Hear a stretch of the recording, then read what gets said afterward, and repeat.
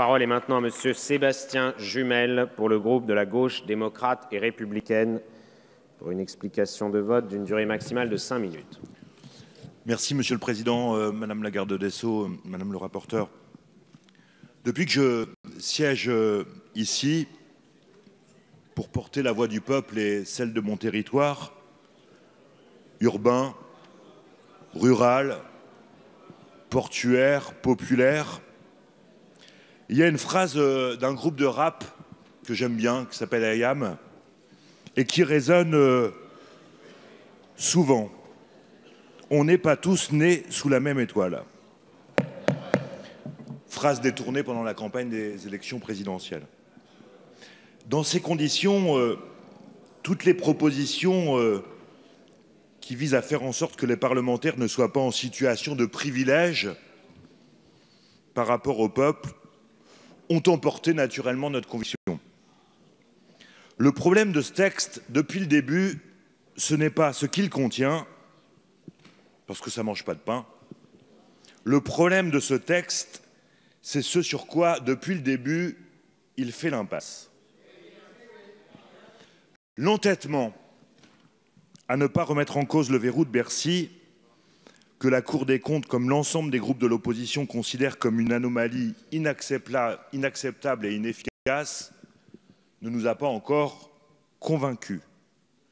Dans le même esprit, le refus de la majorité de s'en prendre à la connivence avec le monde de la finance, à travers des propositions d'amendements concrets que nous avons formulés sur le pantouflage notamment, ou sur la capacité à contrôler les désordres liés à la finance, sont incompréhensibles.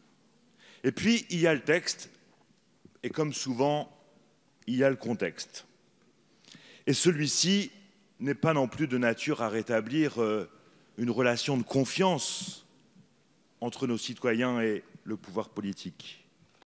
Une loi travail adoptée au forceps, limitant notamment le plafonnement des indemnités prud'homales, alors que dans le même temps, les stocks options, elles, ne sont pas plafonnés,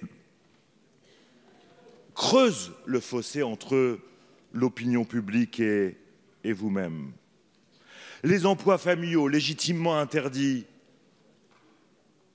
le jour où on lit le canard enchaîné sur la nomination au Conseil constitue, sème le trouble. La parole donnée aux collectivités locales sur la volonté de les considérer comme la sève de la démocratie, notamment dans leur capacité à répondre dans la proximité aux besoins des habitants, alors que la parole donnée n'est pas tenue puisque le rabot va s'en prendre à la dotation de développement rural, aux dotations de politique de la ville, alors même que vous supprimez la réserve parlementaire sans trouver de mécanisme de compensation pour les associations et les communes, ne lasse pas de surprendre.